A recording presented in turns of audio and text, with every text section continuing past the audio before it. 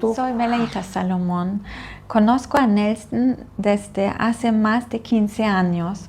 Lo he acompañado en muchos momentos difíciles de su vida. Este proyecto nace del deseo de que su historia no se pierda. Nelson tiene 60 años. Nació en Chile. Desde hace más de una década vivía en Alemania. Hace años sobrevivió a un accidente de tráfico en el que otras personas murieron. Un mes después iba a casarse. Con el tiempo perdió ambas piernas debido a complicaciones médicas y infecciones. Desde entonces su vida no ha sido una línea recta, sino una serie de luchas, decisiones y reconstrucciones constantes. Ok, la noche. ¿Dónde estabas en esta noche, antes del accidente? Antes del accidente estaba con Emilio en la tienda trabajando. Me dice si podemos ir a dejarle un video grabador a una familiar. Entonces fuimos y nos juntamos con Gladys Sadi, que era la jefa del local, y eran amigas también de muchos años. Entonces fuimos a dejar la videocasetera y él nos invita y fuimos a un restaurante que estaba fuera de Linares. Entonces, ¿Fue un buen restaurante? Sí, por supuesto. Sí. Sí. Entonces bebimos, comimos y bebimos bastante y se dilata la noche entre alcohol y pasarlo bien. Y más que nada eso. Después... ¿Y cómo te sentiste allá? ¿Fue bueno? Sí. La conversación es todo. Es lo normal y la conversación se alegra más cuando tomas más alcohol. Entonces uno no mide consecuencias cuando está tomando alcohol. Entonces después te subes al auto. ¿Y cuántos años tuviste? Yo tenía 24 años cuando sucedió el accidente. 24 años. Sí, 24. Entonces, de vuelta, lo último que recuerdo es en la carretera y de ahí recuerdo... Entonces subieron, no, un momento, subieron en el coche juntos. ¿Y él quería regresar a ustedes o cómo fue? ¿Cuál fue la intención? No, regresamos juntos. Entonces, ¿y dónde te sentaste en el coche? Atrás, en la mitad del auto. Atrás en la mitad y ellos iban adelante. Ellos fallecieron los dos por el golpe, porque el auto en una curva chocó de frente contra un árbol. ¿Y tú te recuerdas este golpe? No tienes no recuerdo de porque eso. yo estuve con un trauma hasta una semana después que me colocaron un cuello ortopédico en el hospital, porque en ese tiempo no había cuello ortopédico en los hospitales. Entonces fue complicadísimo el traslado. Y después, cuando ya me estabilizaron un poco y me operaron, después de unos meses, yo pensaba y preguntaba qué había pasado, hasta que al final me dijeron que ellos habían fallecido.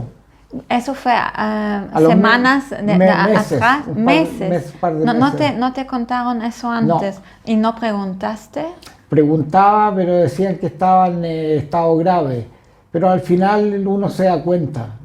Se da cuenta que esto es de otra manera, hasta que me dijeron y nada, pero uno ya tenía asumido que la realidad era otra y la realidad que tenía era el hospital y dar el siguiente paso y dar el siguiente paso y dar el siguiente paso y no pensar para atrás, porque lo que pasó no tiene vuelta, son decisiones. Pero, ¿cómo te sentiste cuando finalmente sabías que ellos murieron? ¿Estuviste muy triste? No, porque en mi caso yo bloqueo, no las emociones, pero bloqueo eso porque la prioridad son las decisiones que tú tomas hacia adelante. Si no tomas decisiones, te vas a quedar ahí quizás cuánto tiempo sin avanzar. Como en todo. Entonces trataste de eliminar estos pensamientos. No se eliminan, sino se guardan. Guardan para después. Claro. Así lo hiciste, claro. Para que no te ponen tan triste y deprimido. No deprimido, pero que tienen que operarte, tienen que volver a operarte, tienen que rehabilitarte en lo que se puede, porque una patología como la que me dio a mí tiene un tope de dinero que tú tienes, porque los seguros, no hay seguro para eso en Chile, en esas fechas. Pero un momento, dime una cosa, después del accidente, la primera vez cuando te despertaste, ¿y cómo fue eso? ¿Cómo fue tu sensación? Es que es muy complicado de decir porque yo después del accidente estuve en etapas. Yo tenía roto el cuello, tenía varias vértebras lesionadas y no tenía, es que es muy complicado de decir porque yo después del accidente estuve en etapas. Yo tenía roto el cuello, tenía varias vértebras lesionadas y no tenía un collar cervical. Me colocaron una esponja y eso, y calmantes. Entonces yo No tenías muy bien conciencia. No tenía una línea de tiempo de decirte, me desperté al día siguiente. Lo único tengo conciencia cuando me colocan un collar cervical en la clínica en Santiago a las 2 semanas. 2 semanas después. Claro. Y ahí estaba recién empezando el camino de operaciones y de tratamientos, porque también te trasladan de Linares a Talca y de Talca te trasladan a un hospital público en Santiago, y en el hospital público me agarré una sepsis en la orina. Pero antes de eso, los doctores te contaron que tus piernas están paralizadas. No te contaron. No. ¿Cuándo te contaron eso? Al final tú hablas con el personal y el personal, los paramédicos te empiezan a decir y tú te das cuenta porque no tienes sensibilidad. Entonces, ¿cuántas semanas después del accidente sabías eso? Ya con 1 mes y medio ya está claro. ¿Un mes y medio? No tienes sensibilidad. Estuve 6 meses sin poder mover un brazo. Entonces tenía solamente un brazo que estaba conectado a los sueros, a los calmantes, y tenía el collar cervical. Entonces te vas dando cuenta. Que no funciona bien tu cuerpo. Claro, no, que no tienes sensibilidad, que ya... Y al final... ¿Y cómo reaccionaste en eso? ¿Cómo fue Bueno, la realidad es lo que siempre me ha pasado. Sigo adelante. Doy un paso y sigo adelante y veo qué va a pasar mañana.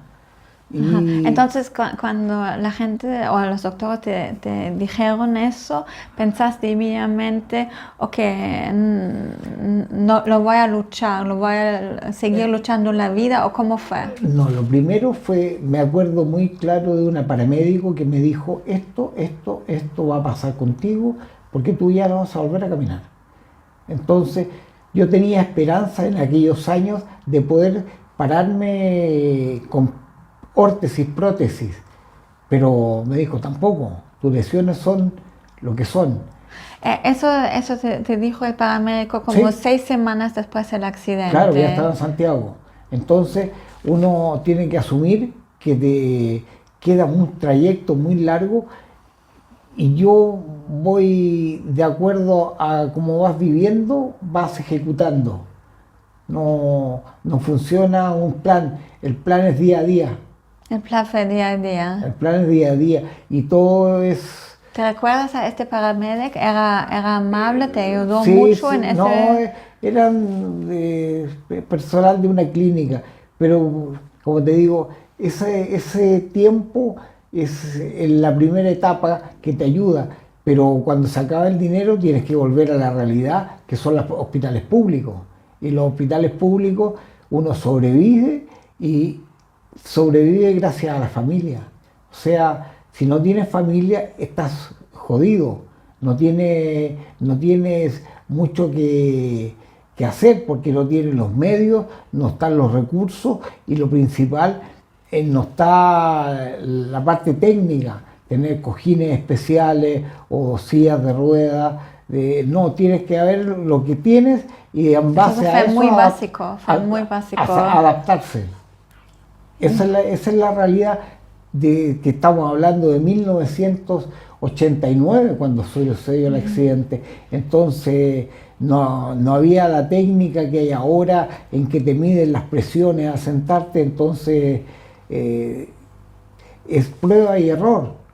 Y tú que querías casarte, ¿no? Sí. Entonces, ¿cómo te manejaste con eso? El tiempo cuando uno está en el hospital y ya tiene 24 años y te das cuenta que ya no funciona tu cuerpo. Entonces la realidad es diferente porque empiezas a pensar que tu novia tiene 18. Ella tenía 18. Sí, entonces tú piensas bien claro que no tiene ningún sentido del trayecto de vida que tenía que tener yo hacia adelante y la cantidad de situaciones que uno vive para que ella, que es mucho más joven, la viva contigo, porque eso es un fracaso total, es arruinarle la vida, entre comillas. Entonces tomaba unilateralmente la decisión de cortar la relación. Entonces, ¿tú lo tomaste o Sí. lo hablaste juntos con ella o Yo fue hablé la con- decisión de ustedes? No, ¿O yo la cómo tomé, era? Yo la tomé. ¿Tú la tomaste Yo la tomé solo? Solo hablé con ella, hablé con su madre y le planteé el caso en ese tiempo. Pero como te digo... ¿Y eso no fue muy duro y triste para ti? ¿No fue muy es que para mí difícil hacerlo? siempre ha sido la decisión y seguir adelante y vuelta a otro paso y vuelta a otro paso y volver a empezar y volver a empezar. ¿Y cómo reaccionaron? ¿Cómo fue la primera reacción? Es que yo tenía muchos bloqueos mentales. Me enfocaba mucho en lo que voy a hacer y lo que voy a hacer. Además que uno con el tiempo comete un montón de errores, porque en mi caso lo que yo pensaba que era no inmortal, pero que podía seguir con mi vida tal como la tenía antes. Entonces no me cuidé, no hice caso a muchas cosas. Entonces te vuelves loco, pero no en el sentido de un sentido depresivo, porque me hicieron, me acuerdo, un test con un psiquiatra y tenía claro la situación en que estaba. El problema que yo era una persona muy diferente cuando tenía 24 años a lo que tengo ahora. Seguramente, pero la pregunta era cómo ella reaccionó y su madre cuando le dijiste que quieres cancelar la boda. Realmente no me acuerdo. ¿No te recuerdo? No, lo único que sé que en el sentido yo le dejé bastante claro que yo no quería ser un escollo en su vida, ni quería arruinarle la vida a ella. Entonces yo creo que por ahí fue con tiempo y fue bajando el ritmo de la conversación hasta que ella ya asumió que, bueno, la vida cambia. Entonces uno va cambiando y... ¿Y aceptaste tu vida en este momento? ¿Cómo podías...? Es que uno no sabe, tiene que adaptarse. Chile no es Alemania, ni los años 90, cuando sucedió el accidente, ni cómo eran los años 90 acá, la técnica, el sistema, las ayudas. Entonces tu enfoque era como yo quiero sobrevivir y yo me enfoco en eso y nada más, ¿o cómo era? Es vivir el día a día. Día a día, ¿cómo voy a sobrevivir este día? Claro, y ver qué se puede adaptar, porque hay que ver cómo te adaptas. Tú no tienes un baño, no tienes rampas, no tienes una silla óptima, no tienes cojines óptimos y vas pagando las consecuencias con el tiempo por no aprender a cuidarte bien, porque no te rehabilitan como corresponde. El sistema público en los años 90 es lo que era. Entonces fue como una lucha, cómo manejo mi día y cómo lo manejo en una manera que es lo más práctico. En mi caso, si no tuve la ayuda de mi hermana, no hubiera llegado ni a la mitad de lo que he hecho, entre comillas. Entonces, ¿Y con qué tu hermana te ayudó cada día, cada día? porque es así ella, es su corazón así. Y me tuvo mucha paciencia porque yo hice muchas burradas, muchas tonteras. Entonces, por ejemplo, dame un ejemplo. Mucha salida nocturna, mucho alcohol, mucho no cuidarme, vivir como si no hubiera pasado nada. Ese es el tema. El tema es que yo no me creí inmortal, pero para mí no me pasó esto y puedo seguir adelante sin ningún problema. Y te vas haciendo daño sin darte cuenta. Entiendo. ¿Y puedes describirme cómo fue día a día y con tu hermana? ¿Cómo fue Ella eso? trataba de hacer lo mejor para mí, pero yo también tenía, bueno, tengo mi carácter y soy llevado a mis ideas. Entonces yo creía que podía hacer muchas cosas y al tratar de hacer muchas cosas te haces daño sin cuidarte, sin medida ni clemencia. Crees que tienes la verdad absoluta y la cosa no es así.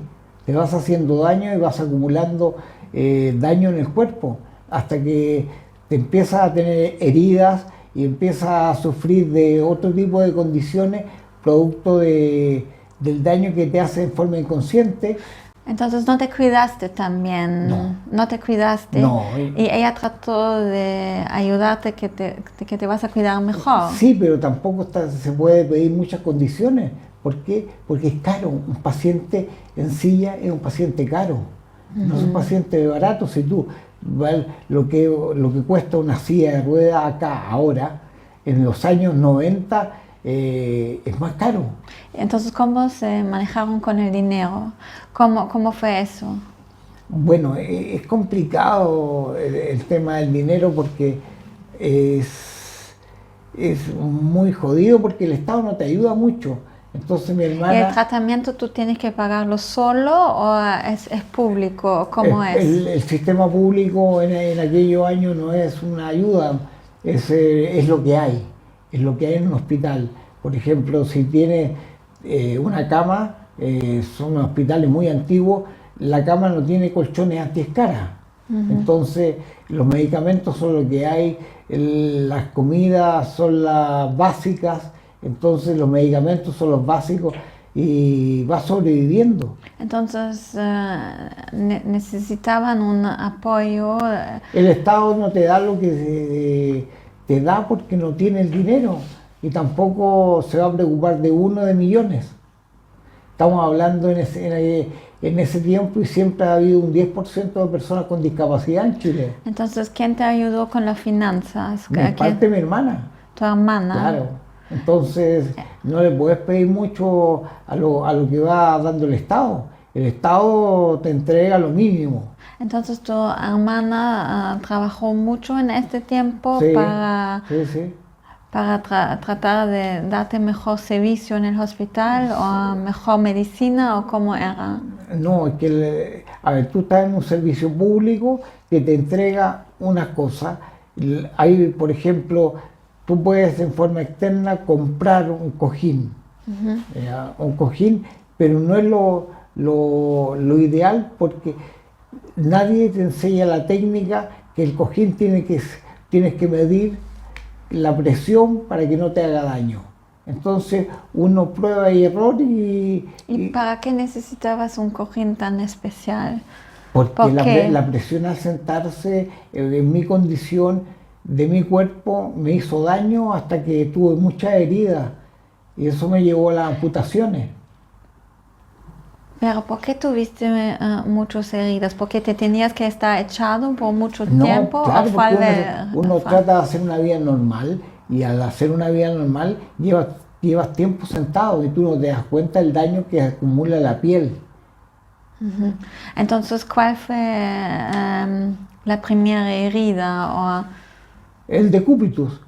Cuando te sientas, te haces heridas en los trocantes, donde está la parte del hueso, y empiezas ya después empiezas a ir a curaciones y te hace herida más grande y te hospitalizan por mucho más tiempo.